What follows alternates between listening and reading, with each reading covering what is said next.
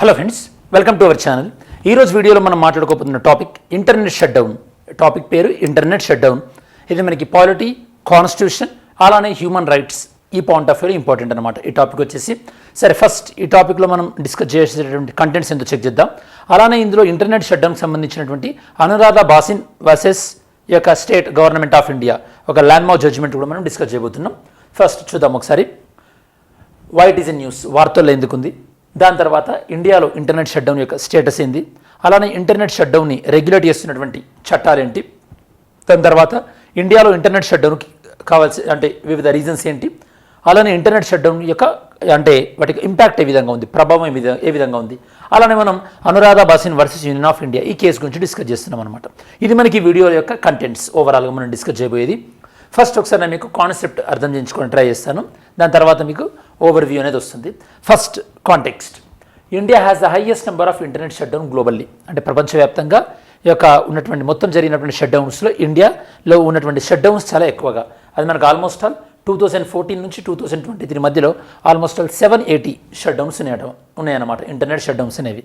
Okay, so first మనకు అర్థం కావాల్సింది ఏంటంటే టాపిక్ పేరు వచ్చేసి మనకి internet shut down. Internet shut down. Okay, internet shut down అంటే మనకి ఇంటర్నెట్ సేవలు నిలిపివేయడం. మీకు గుర్తుంటే కనుక తెలంగాణలో బైన్సా అనే ప్రాంతంలో ఈ యొక్క మత ఘర్షణలు జరిగినటువంటి నేపథ్యంలో అప్పుడు మనకు ఒకసారి ఇంటర్నెట్ షట్ డౌన్ జరిగింది. అదే సందర్భంలో ఇవే మీరు ఆంధ్రప్రదేశ్లో ఐ థింక్ మనకి అంటే బిఆర్ అంబేద్కర్ అండ్ కోనసీమ జిల్లా ఆ టైంలో మనకి కాంట్రవర్సీ జరిగినప్పుడు అమలాపురం అనుకుంటా టౌన్ వచ్చేసేసి అక్కడ కూడా మనకి ఇంటర్నెట్ షట్ డౌన్ అనేది కొన్ని రోజులు జరిగింది. అంటే ఇంటర్నెట్ షట్ డౌన్ అనేది మనం గతంలో ఎలా అయితే అంటే గతంలో తను కంపేర్ చేసినట్టయితే కనుక ఇప్పుడు చాలా వివిధ సందర్భాల్లో కూడా ఈ యొక్క ఇంటర్నెట్ షట్ డౌన్ అనేది జరుగుతుంది. సో మనం ఇంటర్నెట్ షట్ డౌన్ అంటే మీనింగ్ ఏంది? ఇంటర్నెట్ షట్ డౌన్ అంటే మనకి రెండు విధాలుగా ఉండొచ్చు. ఒకటి మనకి mobile internet services, mobile internet. Okay, mobile internet it includes 3G, 4G and 5G services. ఇవి మనకి బ్లాక్ చేస్తారనమాట mobile internet. And it includes next fibre net. Okay, అంటే మనకి బ్రాడ్బ్యాండ్ ఉంటుంది కదా, బ్రాడ్బ్యాండ్ ఫైబర్ నెట్, బ్రాడ్బ్యాండ్ అయినా సరే మనకి బ్లాక్ చేస్తారు. కొన్ని సందర్భాల్లో రెండు కూడా చేయొచ్చు. ఇది మనకి ఓవరాల్గా ఇంటర్నెట్ మనకి షట్ డౌన్ అంటే. సరే, మరి ఇంటర్నెట్ షట్ డౌన్ జనరల్గా ఏ కారణాల వల్ల చేస్తారు, రీజన్స్ ఏంటి? ఓకే, రీజన్స్ మెయిన్గా మనకి లా అండ్ ఆర్డర్ ఇష్యూస్ వచ్చినప్పుడు. Okay, law and order issue వచ్చినప్పుడు, లా అండ్ ఆర్డర్. ఓకే, లేదా కొన్ని సందర్భాల్లో మనకి ఫేక్ న్యూస్.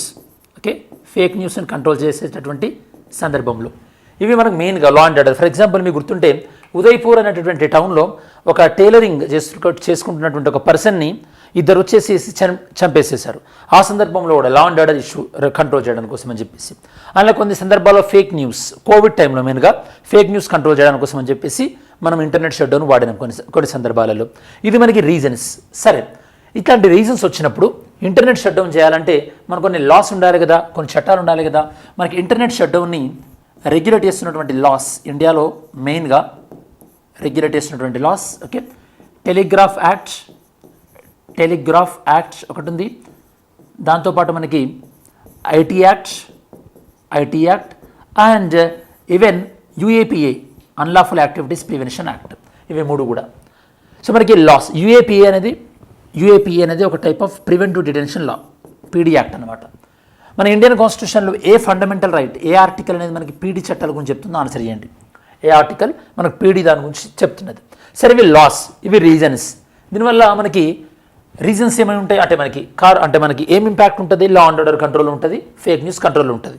కాకపోతే దీనివల్ల వచ్చేటటువంటి డ్రాబ్యాక్స్ అంటే ఇందులో ఉన్నటువంటి ప్రధానమైనటువంటి విమర్శ ఏంది? దీనికి విమర్శ ఏంటంటే నెంబర్ 1 ఎకనామిక్ లాస్. ఎందుకంటే సడన్గా ఇంటర్నెట్ షట్ డౌన్ చేస్తే చాలా బిజినెస్లు కానీ చాలా అంటే లైక్ వేరియస్ ఎకనామిక్ యాక్టివిటీస్, వాణిజ్య కార్యకలాపాలన్నీ కూడా క్లోజ్ అయిపోతుంది కదా. ఈవెన్ మనకి ఎడ్యుకేషన్ పాయింట్ ఆఫ్ వ్యూ అంటే ఫర్ ఎగ్జాంపుల్ ఇప్పుడు మీరు ఈ వీడియో వింటున్నారు. ఓకే, మీ ఊర్లో ఏదో గొడవ ఏందని చెప్పేసి ఇప్పుడు ఇంటర్నెట్ షట్ డౌన్ చేశారనుకోండి, ఇప్పుడు మనకి ఎడ్యుకేషన్ కాంటెంట్ అనేది మిస్ అయిపోతుంది కదా.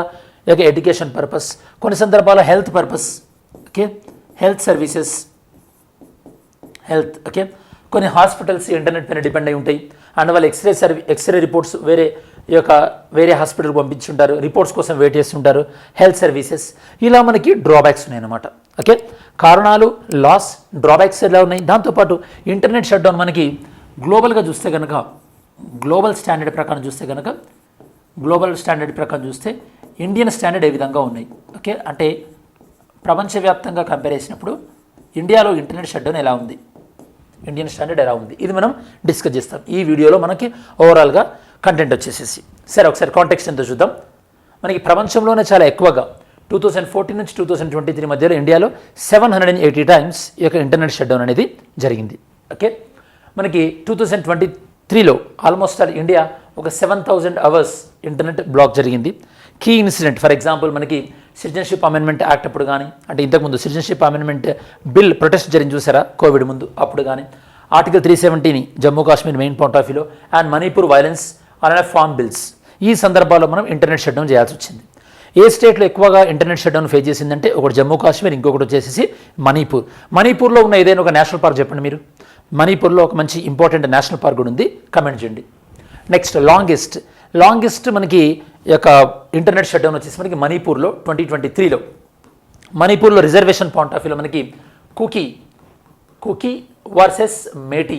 ఓకే, కుకీ దాంతోపాటు మేటీ కమ్యూనిటీ వీళ్ళిద్దరి మధ్యలో డిస్ప్యూట్ వచ్చింది కదా. ఈ యొక్క మేటీ వాళ్ళ మనకి యొక్క ఓవరాల్గా అంటే వ్యాలీ ఏరియాలో, కుకీ ట్రైబ్స్ వచ్చేసి మనకి హిల్ ఏరియాలో ఉంటారు. వీళ్ళకి యొక్క మేటీ కమ్యూనిటీకి రిజర్వేషన్ అంటే వాళ్ళను ఎస్టీ రిజర్వేషన్ ఇవ్వండి అని చెప్పేసి మణిపూర్ హైకోర్టు చెప్పడం, దానివల్ల వచ్చినటువంటి ఈ యొక్క విధ్వంసం వల్ల మణిపూర్ ఎలాంటి వైలెన్స్ చూసిందో మనం అర్థం చేసుకోవచ్చు.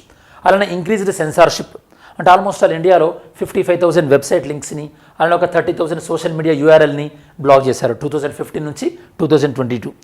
ఈవెన్ చాలా పాపులర్గా మీరు బీబీసీ యొక్క కంటెంట్ కూడా బ్లాక్ చేశారు, అది మనకి ఐటీ ఎమర్జెన్సీ అని ప్రకటించి మీకు గుర్తుంటే కనుక. నెక్స్ట్ లాస్, మెయిన్గా ఏం రెగ్యులేట్ చేస్తున్నాయి ఇక్కడ మనకి, ఒకటి వచ్చేసి మనకి ఇండియన్ టెలిగ్రాఫ్ యాక్ట్. ఏదైనా సరే ఒక కంటెంట్ ఇండియాలో అది పబ్లిక్ ఎమర్జెన్సీ విషయంలో కానీ లేదా పబ్లిక్ సేఫ్టీ పరంగా వీటిని ఉద్దేశించుకొని మనం ఏదైనా ఒక కంటెంట్ని గవర్నమెంట్ మనకి అంటే ఇంటర్నెట్ని షట్ డౌన్ చేయొచ్చు ఈ కారణాల వల్ల. కాకపోతే ఈ యాక్ట్లో మనకి ఒక పబ్లిక్ ఎమర్జెన్సీ కానీ లేదా పబ్లిక్ సేఫ్టీ అనే దాన్ని డిఫైన్ చేయలేదు.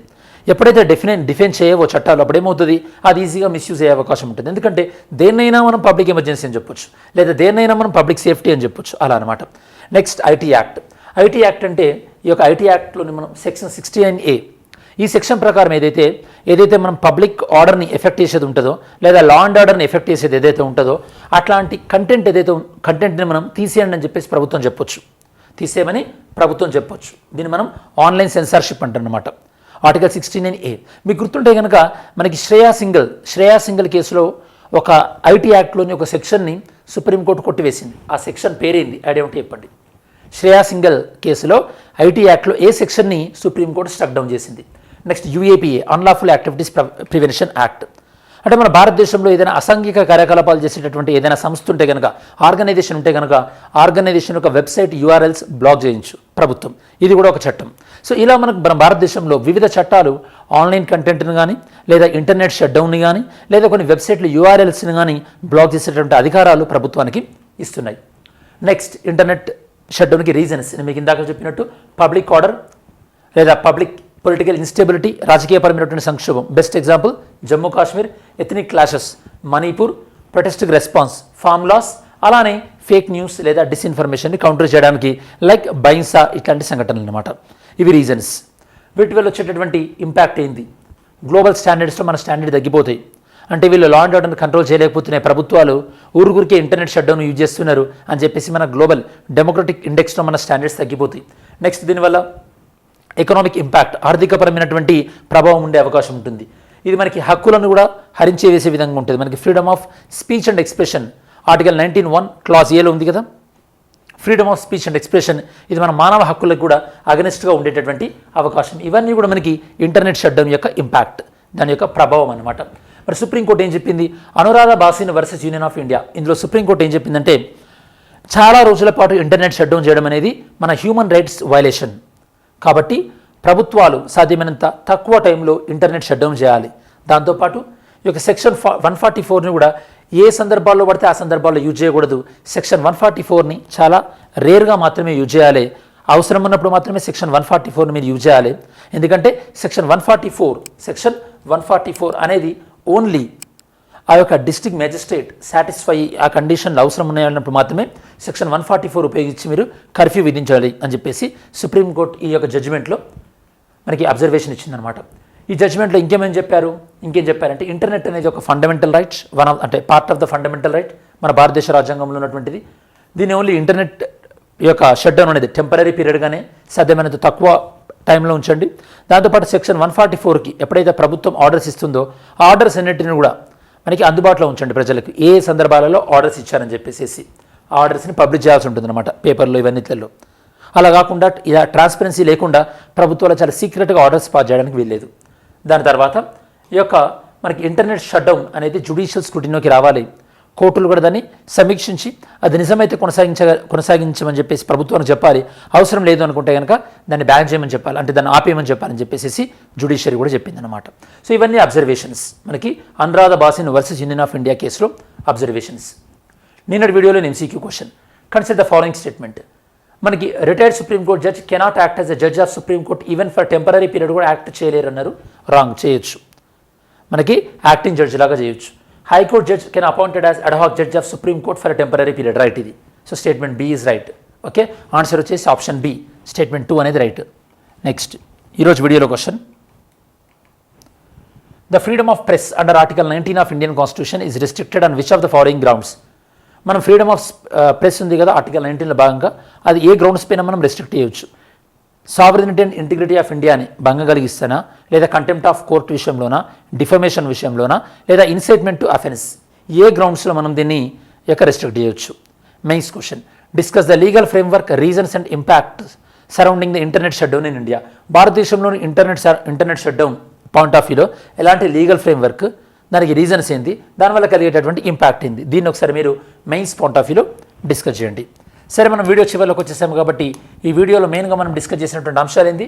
ఇంటర్నెట్ షట్ డౌన్ ఏ రీజన్స్, దానివల్ల కలిగేటటువంటి ఇంపాక్ట్ ఏంది, ఇంటర్నెట్ షట్ డౌన్ని రెగ్యులేట్ చేసినటువంటి చట్టాలు ఏంది, అండ్ గ్లోబల్ లెవెల్లో మన ఇండియా పరిస్థితి ఏ విధంగా ఉంది, ఇంటర్నెట్ షట్ డౌన్ గురించి మనకి supreme court Anuradha Bhasin versus Union of India కేసులో సుప్రీంకోర్టు యొక్క అబ్జర్వేషన్స్ ఏంటి, ఇవన్నీ కూడా మనం డిస్కస్ చేయడం జరిగింది.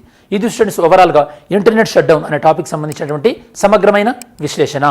Thanks for watching this video. Have a great day. జై హింద్.